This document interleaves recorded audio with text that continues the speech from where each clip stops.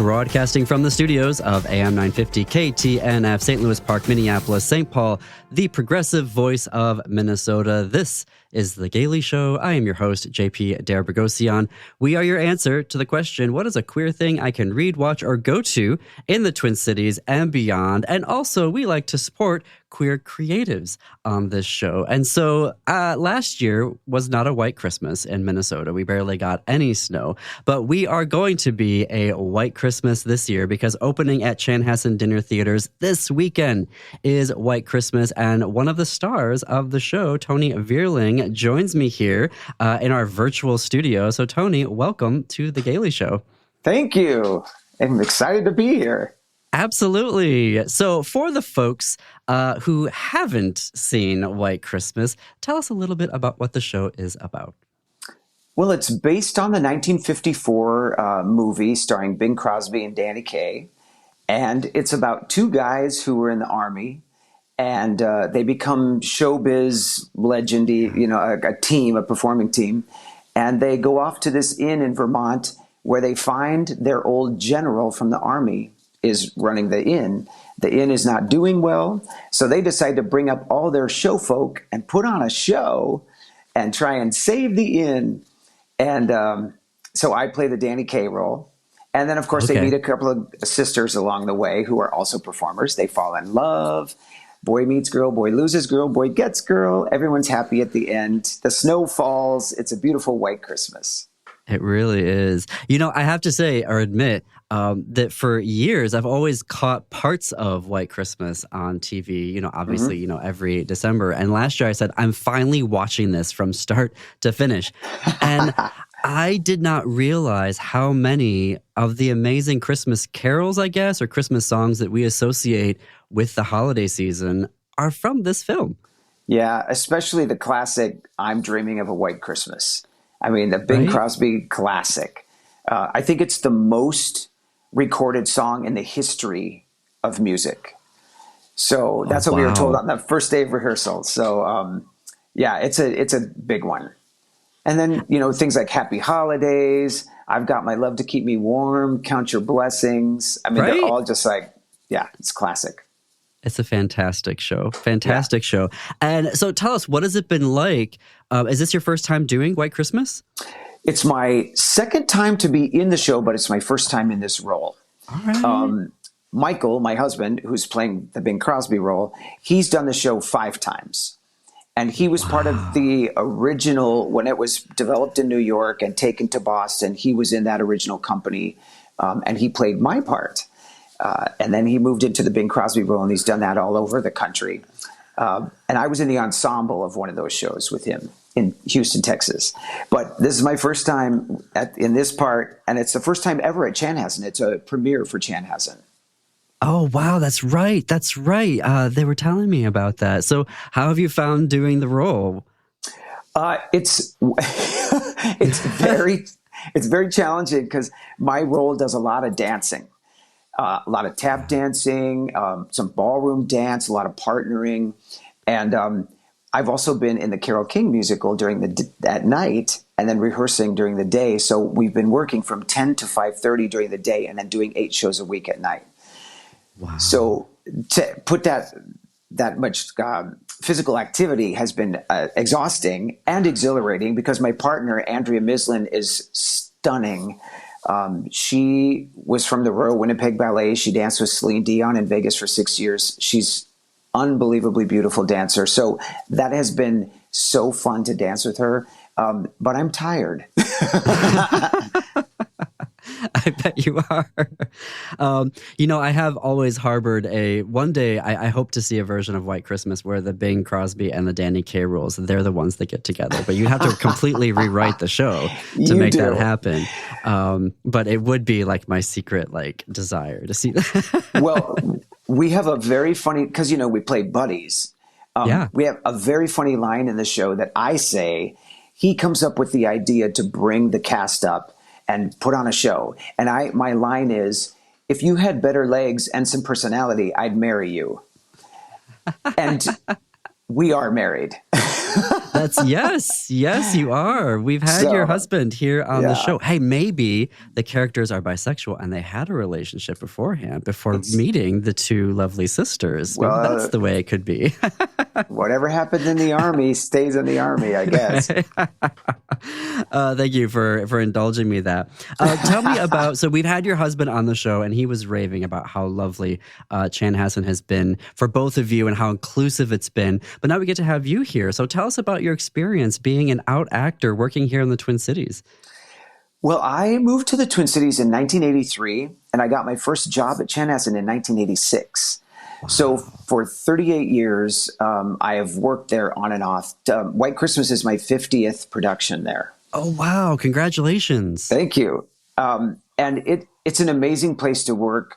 They've been so supportive. There are a lot of couples that work there, husbands and wives, girlfriends and girlfriends, boyfriends and boyfriends.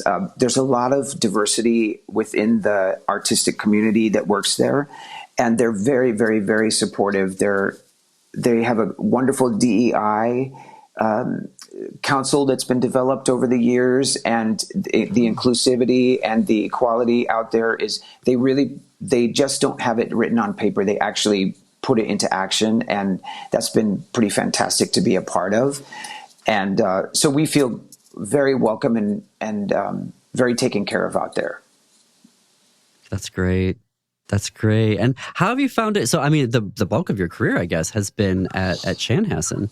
Yeah, I mean, I've worked quite a bit at the Guthrie and quite a bit at the Ordway. But yes, I would call Chanhassen my theatrical home. Wow. And I've been fortunate enough to play a lot of nice song, and I'm kind of a song and dance guy. That's my thing. So I've gotten to play a lot of the song and dance roles, in the musical theater canon. And I'm just so fortunate. And also, I probably shouldn't say my age, but I'm older than most people think I am. And in the world at large, I probably would not get these opportunities anymore because of my age. But I keep myself in pretty good shape, and Chanhassen is so kind to indulge me. Well, it is a gem, not only of the Twin Cities theater scene, but I think they're definitely a leader nationally as well for the company they create, how they run their theater, the shows that they do. So we're very lucky to have this theater here in the Twin Cities. And for folks who are listening who aren't in Minnesota, if you're in the Wisconsin, the Iowas, or beyond that, definitely consider taking a trip out here. Minnesota, normally in the winter, if we get some snow, is also delightful. But then you can also check out White Christmas here. So this being the Gailey Show, I love asking queer folks that come on, and I know this kind of puts people on the spot, but are there your favorite LGBTQ plays or musicals that are recommendations that you would give to folks? Oh my gosh. I know it's a huge question that puts you on the spot. There aren't that many. There are probably more in recent years than there were in the past. I mean, in my career, I have never played a gay person in a musical ever. Wow. The closest I got was The Prom a few years ago at Chanhassen. Yeah. And it was insinuated when I made a cross. Someone made a look at me and I kind of looked back, and that was an insinuation. I did a reading of a musical once at History Theater in St. Paul, and I did play a gay man in that show. And it was the first time I was actually able to access anything that actually is my person, to put it into the character. Otherwise, I've pretty much just played heteronormative men, or younger teenage boys. So I can't even actually think of something other than like The Prom or Rent. But there aren't that many producers, but they kind of make fun of. A lot of the problem is that it's usually the stereotype that they make fun of, the gay person. So the canon hopefully is finally catching up to the times. I think so. Were. With Fun Home and some of the other shows, they're a little more serious, maybe, but at least they're telling those stories. Yeah. Yeah, I know But it's not. I mean, I guess I finally, finally made it to New York this year, and so my first music. I mean, I know of my age. what? Finally, I know. But I think I did a good job of waiting because the first musical I saw was a Stephen Sondheim musical, which was Merrily We Roll Along. Oh, So to have it be Stephen Sondheim and also having starring Jonathan Groff, I think I did a pretty good job of waiting. brilliant. That was brilliant. And I know that show per se isn't necessarily gay, but definitely has themes of chosen family in Oh, there absolutely. and challenging the idea of what friendship can be. And and also to see Jonathan Groff, I mean, a delight to see him He's, having such a moment as well, being out yeah. and gay, and to see that and not being stuck in all of those, stereotypical roles. Yep.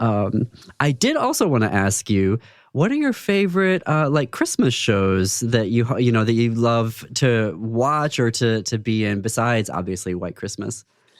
Well, believe it or not, at our house, we watch White Christmas every single year. I love it. We just love it.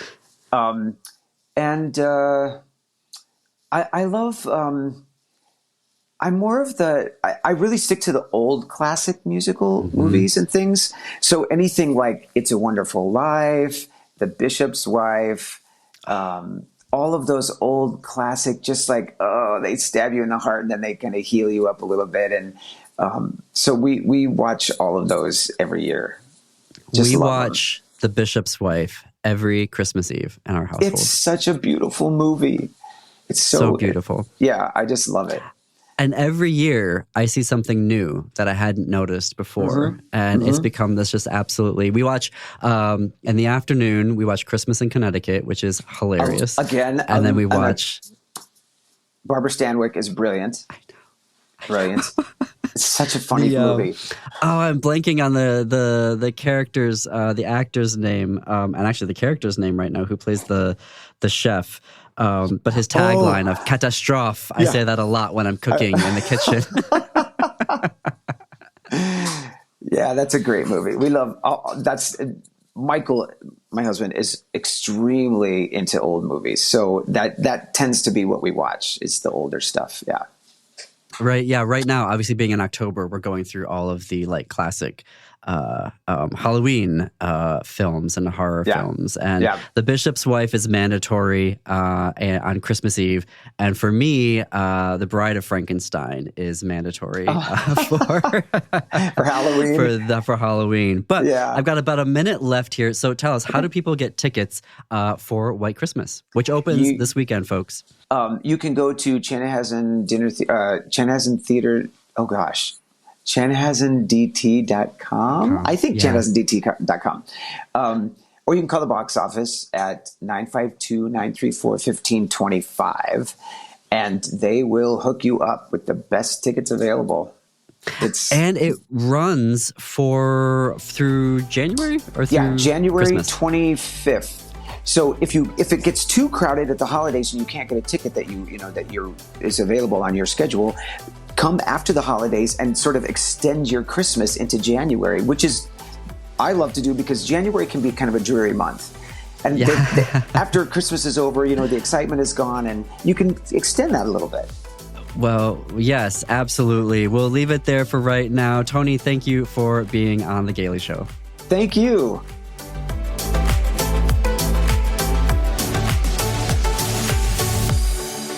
Okay, well, joining me now is a friend of the show, absolutely, Brett Edward Stout. Brett has a newest novel, just came out this summer, Point and Shoot. And also, Brett has a background in politics, so I wanted to talk about what the heck is happening. So first, Brett, let's start with your novel, because this is The Gaily Show, and we like to celebrate all things culture and entertainment. So first of all, welcome to The Gaily Show. Tell us about your new novel. Thank you so much. It's great to be back on the show again. Yeah, I've got my third novel out now since we last spoke. It's a continuation of the series that I'm writing, A Gay Marine Story, which follows a young gay Marine after he gets out of the military as he slowly fails to transition to civilian life. This series, which sounds very sad, is about this kind of a process of homelessness. And Brad as a character is like falling through these different kind of relationships. And in the latest book, I really wanted to harness this kind of unusual phenomenon that was going on in the late 90s and the early 2000s when, like the video stores were still a thing and we went out to actually purchase, like in person, our adult content. And for those of you who are listening who remember that, there was usually an entire section just devoted to amateur military adult content.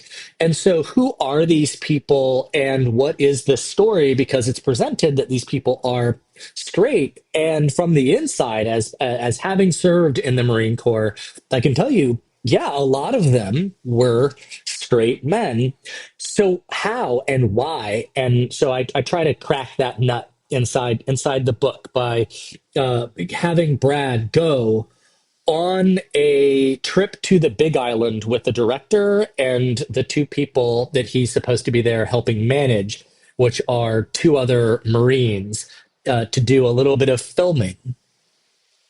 A little bit of filming. Well, you know what I love about your work is that you're giving us I don't know, is inside perspective the right way, but you're giving us based off of your own lived experiences and your research, you're giving us insight into what it's like to have lived, through that specific time period, but also just to help us understand the military, army culture and perspectives as it relates to queer people. And so I think the work you're doing is just so original and so necessary. And thank you for doing it. Thank you for having me on to having me talk about it. It's, you know, the whole impetus of writing the book series was this persistent question of what was it like to be gay in the Marines? What was it like to be a Marine? What was it like to have been in the Marines?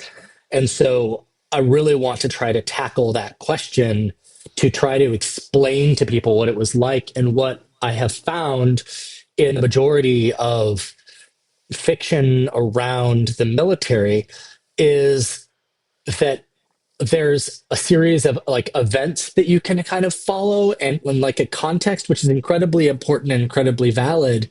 But what I wanted to try to get into was explaining the on the ground reality of what it is like to be a Marine. And in order to do that, I need you to see this character's entire day back to back to start to see how being a Marine impacts all of the decisions and all of the interactions and the way that you wake up and the way that you come home and how you get into a car and whether or not you walk down the street and how you do or don't walk in step with people and just like all of these little nuances that just kind of get missed when you focus on a series of events. And I wanted to give more of an expose of a life instead. So the books are told in stream of consciousness so that you're with that character every waking second of the day for about a week in each book. Yeah. And this is part of a larger series of novels. Do you want to talk about that? A Gay Marine Story. 3 books so far.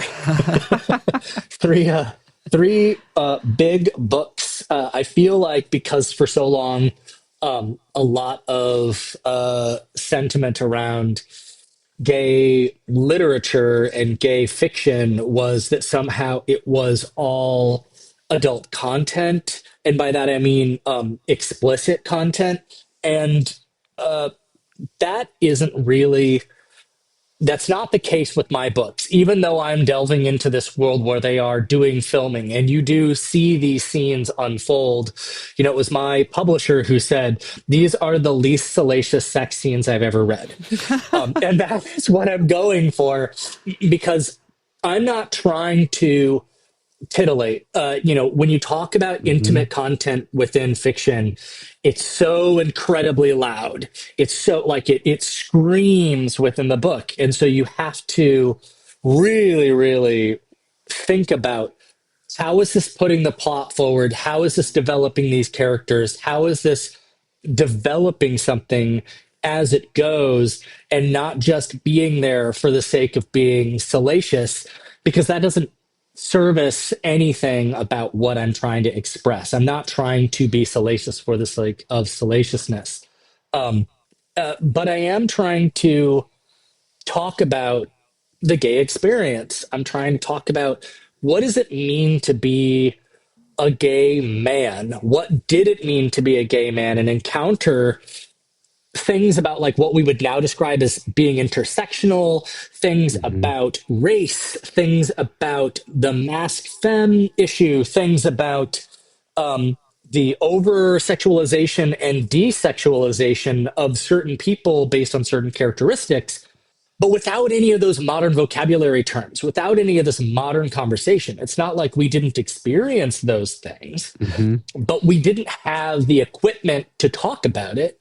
And so there's a clumsy way that I'm hoping that I properly kind of harness that conversation within the books as I talk about age, race, gender, class, and sexuality, kind of like focusing on one through each of the books. So, like book one, focus very much on class, where you have this very wealthy guy, and then you have Brad, who's Yeah. literally missed his last paycheck, so he's literally penniless.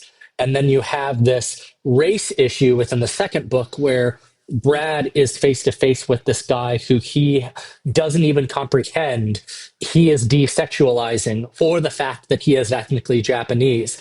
And then you have sexuality where Brad is dealing with in book three, these two straight men, and those straight men are about to go on camera and do things that in some ways he would identify as being explicitly gay, but they are themselves not gay people doing those things. So if that's the case, what does it mean then to Hmm. be gay?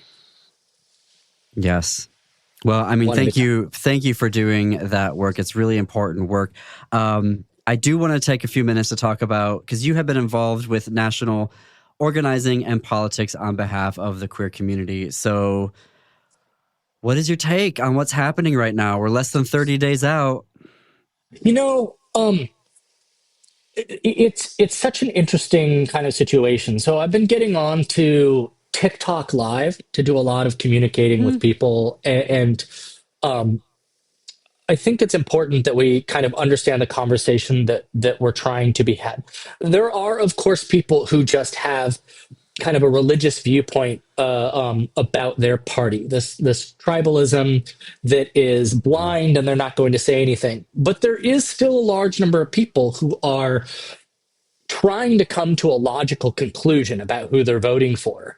And so we have this confluence at this moment where we have an incredibly corrupted information pipeline, and we also have this long-standing uh, issue with allowing a single party to take ownership of patriotism, the flag, and the Constitution.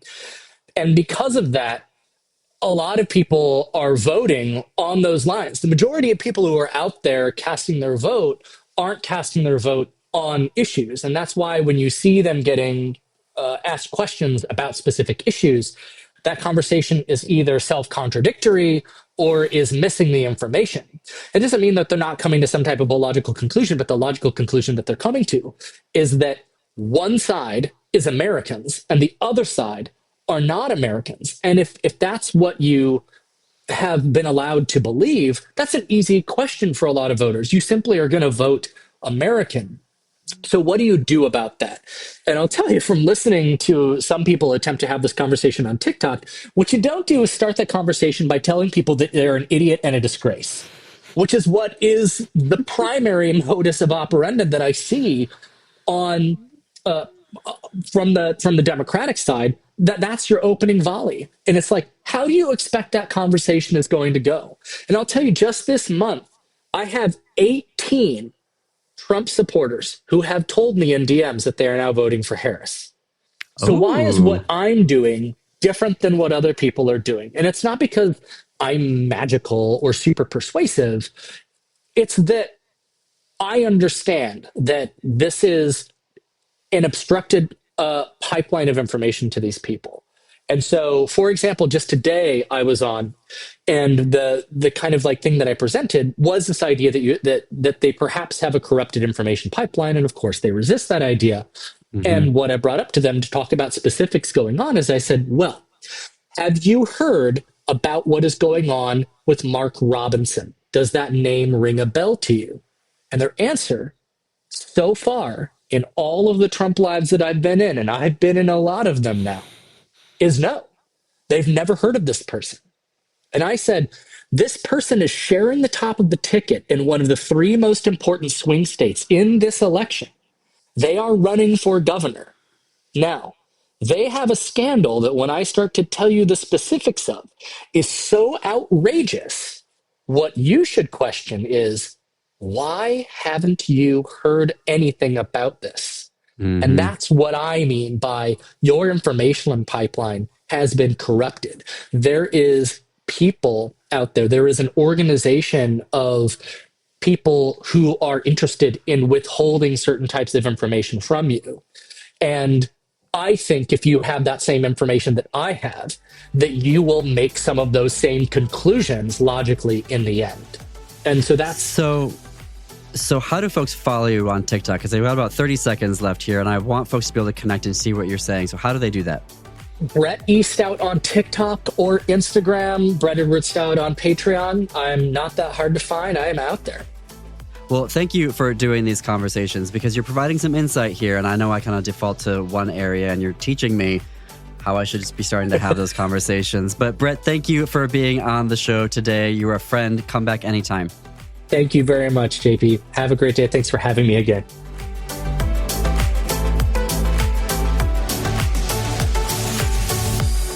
And that's our show for today. Our podcasts are executive produced by Jim Pounds, production support provided by Brett Johnson, marketing and advertising support provided by Chad Larson, Laura Headland, and Jennifer Ogren. Follow us on Instagram. We are at @_Gailey Show. You can watch us anytime on our YouTube channel, stream our shows on your favorite podcast app, and visit us at thisqueerbook.com or am950radio.com. And until next Saturday, see you queers and allies in the bookstores.